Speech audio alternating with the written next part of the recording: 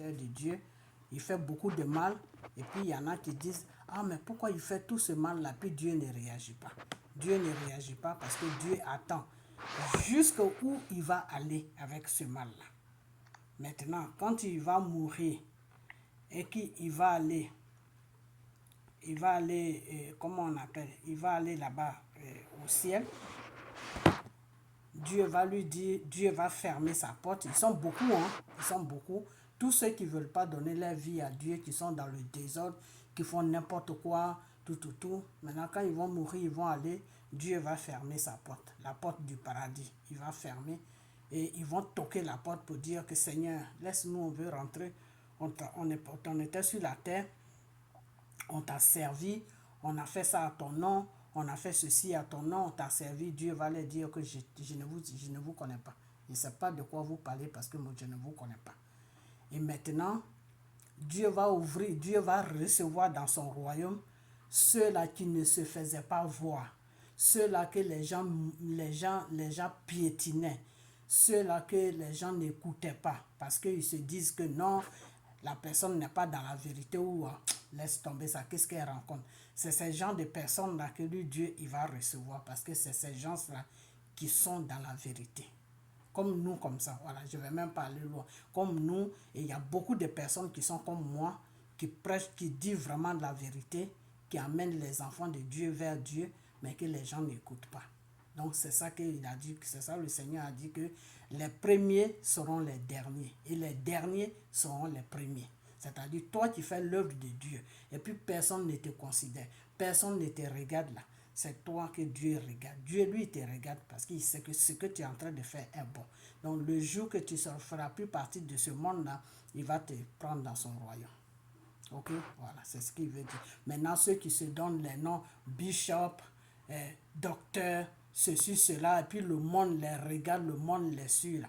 C'est à ceux-là qu'il va fermer la porte pour leur dire que tu as servi le monde. C'est pas moi que tu as servi. Tu étais sur la terre pour le monde. Alors pourquoi moi je vais te recevoir dans ton royaume? Va en enfer, Satan est là-bas, tu vas le trouver là-bas. C'est ce qu'il veut dire, ok? Voilà. À ce moment-là, quelques pharisiens s'approchent de Jésus et ils lui disent « Va-t'en, pars loin d'ici. Hérode Antipas veut te faire mourir. » Jésus leur répond « Allez dire de ma part à cet homme trompeur comme un renard. Aujourd'hui et demain, je chasse des esprits mauvais, je guéris des gens, et le troisième jour, je finirai ce que je fais. Mais aujourd'hui, demain et le jour suivant, je dois continuer ma route. En effet, il est impossible pour un prophète de mourir en dehors de Jérusalem. Habitants de Jérusalem, vous faites mourir les prophètes et vous tuez ceux que Dieu vous envoie en leur jetant des pierres. Très souvent, j'ai voulu vous rassembler comme une poule rassemble ses poussins sous ses ailes, mais vous n'avez pas voulu. Eh bien, Dieu va abandonner votre temple. Je vous le dis, vous ne me verrez plus, jusqu'au jour où vous direz que Dieu bénisse celui qui vient en son nom. Chapitre 14. Le jour du sabbat, Jésus guérit un malade. Un jour de sabbat, Jésus entre dans la maison d'un chef des pharisiens pour y prendre un repas. Les gens qui sont là regardent Jésus avec attention. Un homme se trouve devant lui. Il a le corps tout gonflé à cause d'une maladie. Alors Jésus demande aux maîtres de la loi et aux pharisiens, « Le jour du sabbat, est-ce qu'on a le droit de guérir quelqu'un ou est-ce que c'est interdit ?» Mais ils ne répondent pas. Jésus se tourne vers le malade, il le guérit et lui dit de partir. Ensuite, Jésus dit aux maîtres de la loi et aux pharisiens, « Supposons ceci. Le jour du sabbat, votre fils ou votre bœuf tombe dans un puits. Vous allez sûrement le tirer de là tout de suite. et ils ne peuvent rien répondre à cela. Jésus conseille de choisir la dernière place. Jésus voit que les invités choisissent les premières places à table. Alors il leur donne ce conseil. Quand quelqu'un t'invite à un repas de mariage, ne va pas t'asseoir à la première place. En effet, on a peut-être invité quelqu'un de plus important que toi. Et celui qui vous a invités tous les deux va te dire « donne-lui ta place ». Alors, plein de honte, tu devras t'asseoir à la dernière place. Au contraire, quand quelqu'un t'invite, va t'asseoir à la dernière place. De cette façon, celui qui t'a invité te dira en arrivant « Mon ami, prends une meilleure place ». Alors tous ceux qui sont à table avec toi verront combien tu es respecté. En effet, celui qui veut être au-dessus des autres, on lui donnera la dernière place. Et celui qui prend la dernière place, on le mettra au-dessus des autres. Jésus conseille d'inviter les pauvres. Ok, le Seigneur veut dire tout simplement que dans la vie, là, fais-toi petit, et puis lui, Dieu, il va t'élever. C'est tout ce qu'il veut dire. Ok? Voilà. Mais quand tu te gonfles là, c'est pas bon. Lui, Dieu, il ne te regarde pas. Il ne te connaît même pas. Ensuite, Jésus dit à celui qui l'a invité, « Quand tu donnes un grand repas, à midi ou le soir, n'invite ni tes amis, ni tes frères et sœurs, ni les gens de ta famille, ni des voisins riches. En effet, ils t'inviteront à leur tour, et ils te rendront ce que tu as fait pour eux. Au contraire, quand tu offres un repas de fête, invite des pauvres, des infirmes, des boiteux, des aveugles. Alors tu seras heureux, parce qu'ils ne peuvent pas te rendre cela. Mais Dieu te rendra cela le jour où il relèvera de la mort ceux qui lui ont obéi. » L'histoire des invités au grand repas. En entendant ces paroles, un de ceux qui sont à table dit à Jésus, Le Seigneur veut dire par là que quand tu fais une soirée ou quand tu fais tout ce que tu fais pour inviter des gens, tout ce que tu veux faire pour inviter des gens, faut pas trier tes invités. Faut pas dire que ah, celui-là, il n'a rien, il est pauvre. S'il vient là, qu'est-ce qu'il va me rapporter? Donc je ne l'invite pas. Je vais inviter celui-là qui a quelque chose comme ça, au moins, s'il vient, il peut me donner quelque chose. Faut pas faire ça, que c'est pas bien. est heureux, celui qui prendra son repas dans le royaume de Dieu. Que si tu fais ça, Dieu ne va jamais te bénir. Parce que tu donnes à ceux qui peuvent te donner. Il faut toujours donner à ceux qui ne peuvent pas te donner. Et ta récompense, là, c'est Dieu qui va te donner ça. Jésus lui répond par cette histoire. Un homme prépare un grand repas et il invite beaucoup de monde. À l'heure du repas, il envoie son serviteur dire aux invités « Venez, maintenant c'est prêt ». Mais tous les invités, l'un après l'autre, se mettent à s'excuser. Le premier dit au serviteur « Je viens d'acheter un champ et je dois aller le voir, je t'en prie, excuse-moi ». Un autre dit « Je viens d'acheter 5 paires de bœufs et je vais les essayer, je t'en prie, excuse-moi ». Un autre dit « Je viens de me marier, c'est pourquoi je ne peux pas venir ». Le serviteur revient chez son maître et il lui raconte tout cela.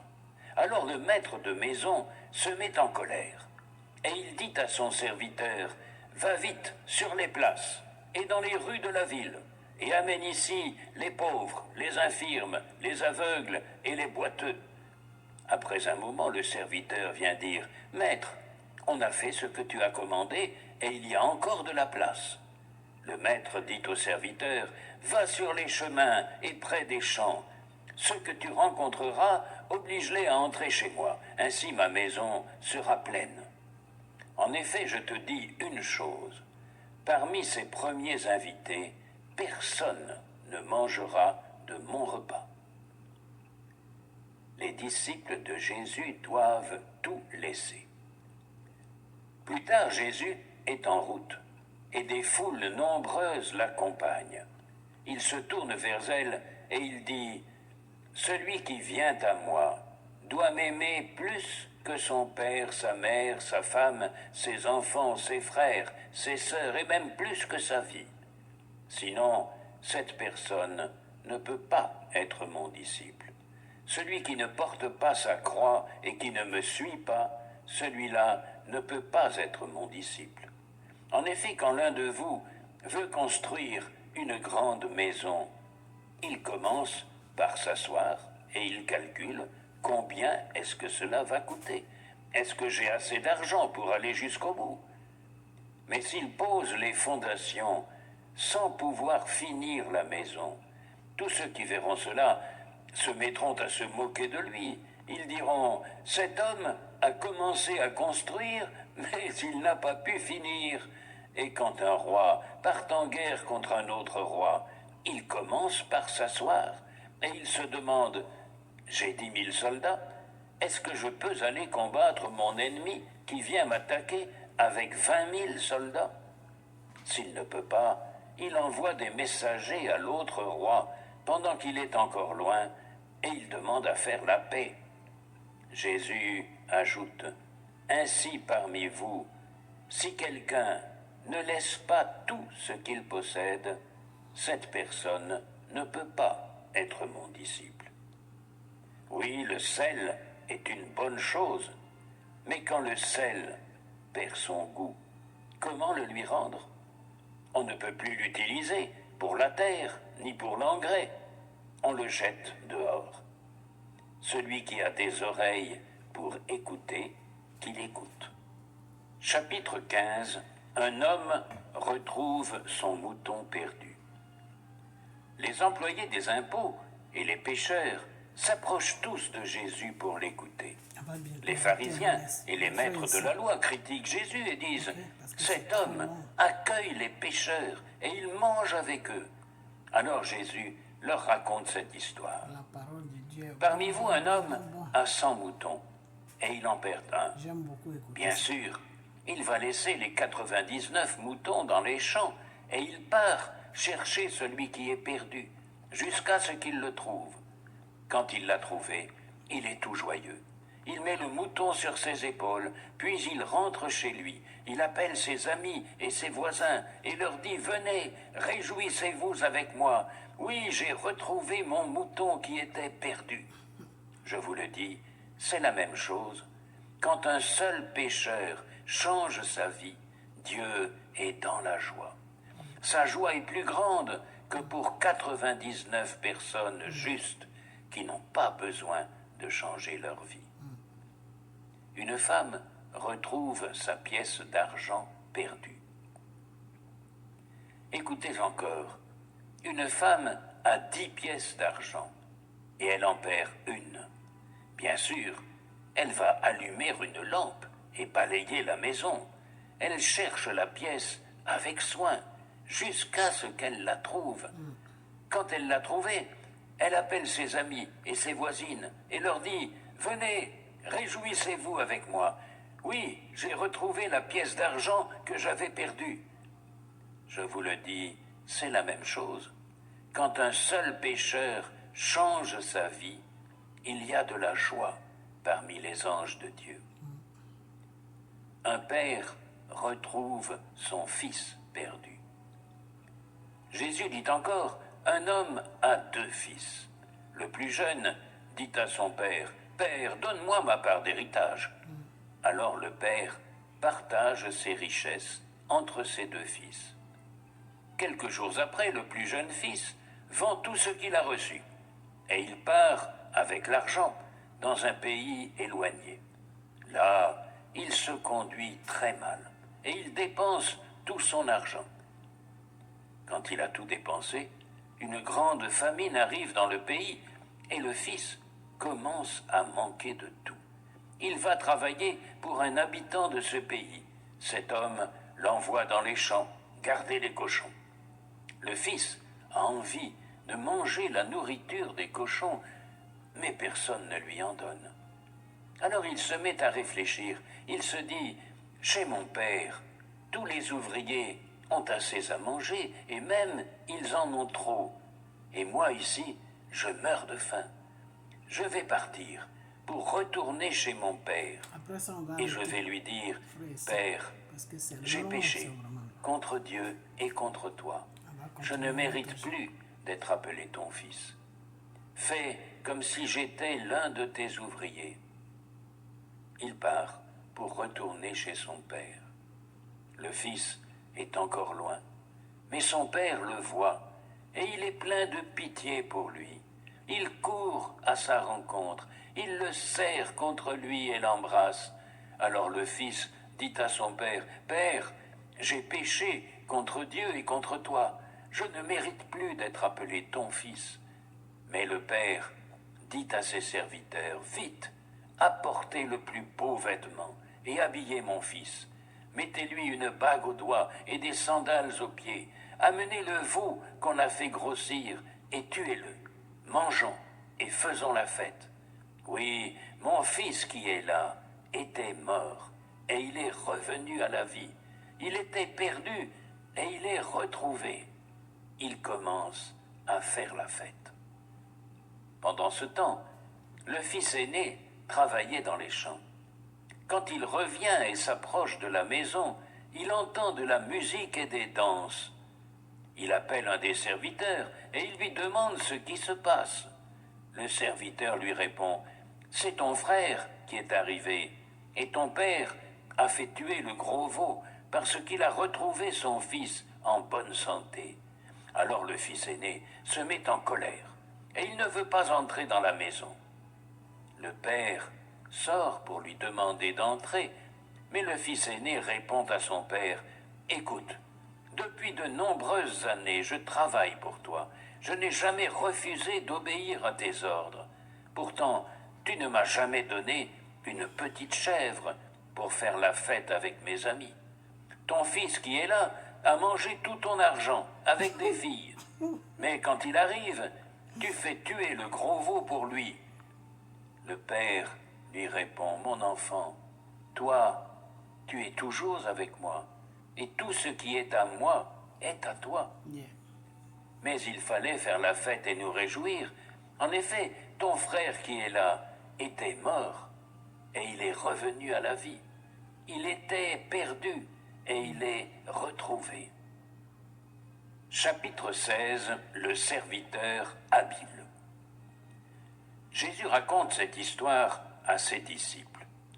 Un homme riche a un serviteur responsable de sa maison. Des gens viennent lui dire, Ton serviteur gaspille toutes tes richesses. Alors le maître appelle son serviteur et il lui dit, Qu'est-ce que j'entends dire de toi? Rends-moi tous les comptes de la maison. Maintenant, tu ne pourras plus t'occuper de mes affaires. Le serviteur se dit, Mon maître ne veut plus que je m'occupe de ses affaires. Qu'est-ce que je vais faire? Travailler la terre, je n'en ai pas la force. Devenir mendiant, j'en ai honte. Je sais ce que je vais faire. Alors quand mon maître va me retirer mon travail, des gens me recevront chez eux. Et il appelle un par un tous ceux qui doivent quelque chose à son maître. Il demande au premier, Tu dois combien à mon maître? L'homme lui répond, 100 tonneaux d'huile. Le serviteur lui dit, Voici ton papier. Vite, assieds-toi et écris 50. Ensuite, le serviteur demande à un autre, Et toi, tu dois combien? Excusez-moi. L'homme Je lui sais pas si vous répond, comprenez, 100 vous sacs avez de trop grains. ri. Le serviteur lui dit, Voici ton papier, écris 80. Alors le maître dit du bien de ce serviteur malhonnête, parce qu'il a été habile. Les gens de ce monde sont plus habiles entre eux que ceux qui appartiennent à la lumière. Personne ne peut servir à la fois Dieu et l'argent. Yeah. Jésus ajoute, et moi, je vous dis, faites-vous des amis avec l'argent trompeur. Ainsi, quand l'argent n'existera plus, Dieu vous recevra dans sa maison pour toujours. Quand on peut faire confiance à quelqu'un pour une toute petite chose, on peut lui faire confiance aussi pour une grande. Et quand on est malhonnête pour une toute petite chose, on est malhonnête aussi pour une grande. C'est pourquoi, si on ne peut pas vous faire confiance pour l'argent trompeur, qui va vous confier les vraies richesses? Et si on ne peut pas vous faire confiance pour les richesses qui ne sont pas à vous, qui va vous confier ce qui est à vous? Aucun serviteur ne peut servir deux maîtres. En effet, ou bien il détestera l'un et il aimera l'autre, ou bien il sera fidèle à l'un et il méprisera l'autre. Vous ne pouvez pas servir à la fois Dieu et l'argent. Quelques paroles de Jésus. Les pharisiens qui aiment l'argent entendent tout cela et ils se moquent de Jésus. Le Seigneur veut dire tout simplement que tu ne peux pas dire que tu aimes Dieu et puis en même temps aussi tu aimes l'argent. Il veut parler des gens qui se disent serviteurs de Dieu et qui sont obsédés par l'argent. C'est-à-dire pour eux c'est l'argent, l'argent, l'argent, l'argent, l'argent. C'est pour ça que je vous ai toujours dit que si vous rencontrez quelqu'un qui se dit un homme de Dieu et dans sa bouche c'est l'argent, l'argent, au lieu de plutôt t'amener vers la parole de Dieu, comment tu dois faire pour t'approcher de Dieu. Mais lui, c'est l'argent seulement qui est dans sa tête là. Il faut le fuir. Ça veut dire que ce n'est pas un bon serviteur de Dieu. Ok? Voilà. Donc, c'est ce que le Seigneur veut dire, que tu ne peux pas dire que tu es mon serviteur et puis tu aimes l'argent. Parce qu'à la fin, tu risques de me laisser poursuivre l'argent. Et il y a beaucoup qui ont fait ça, qui ont laissé Dieu pour aller signer le pacte avec Satan pour l'argent. Dieu leur dit, vous faites croire aux gens que vous êtes juste, mais Dieu connaît vos cœurs. Oui, ce qui paraît important pour les hommes, c'est une chose horrible pour Dieu. Jusqu'à Jean-Baptiste, c'était le temps de la loi de Moïse et des prophètes. Mais depuis Jean-Baptiste, on annonce la bonne nouvelle du royaume de Dieu, et tous font des efforts pour entrer dans le royaume. Pourtant, le ciel et la terre disparaîtront plus facilement qu'une seule petite lettre du texte de la loi. Quand un homme renvoie sa femme et se marie avec une autre, il commet un adultère.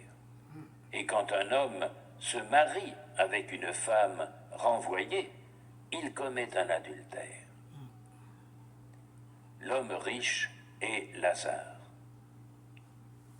Ensuite, Jésus raconte cette histoire. Quand un homme renvoie sa femme sans cause et puis il prend une autre, c'est l'adultère. Quand une femme aussi divorce sans raison valable et puis elle se marie avec quelqu'un d'autre, elle est dans l'adultère devant Dieu. Il y a un homme riche qui s'habille avec des vêtements très beaux et très chers. Chaque jour, il fait une grande fête. Un pauvre, appelé Lazare, est couché devant la porte du riche. Il est couvert de plaies. Il a très envie de manger ce qui tombe de la table du riche, mais ce sont plutôt les chiens qui viennent lécher ses plaies. Un jour, le pauvre meurt. Les anges l'emportent auprès d'Abraham. Le riche meurt aussi et on l'enterre. Mais chez les morts, il souffre beaucoup. Alors il lève les yeux et de loin, il voit Abraham et Lazare à côté de lui. Le riche se met à crier « Abraham, mon père, aie pitié de moi, envoie Lazare pour qu'il mette le bout de son doigt dans l'eau et il me rafraîchira la langue. En effet, je souffre beaucoup dans ce feu. » Abraham lui répond « Mon enfant, rappelle-toi, pendant ta vie, tu as reçu le bonheur, et Lazare, lui, a reçu le malheur. Maintenant, ici, il est consolé, et toi, tu souffres. De plus, entre vous et nous, il y a un très grand trou. Ainsi, ceux qui veulent aller d'ici chez vous ne peuvent pas le faire.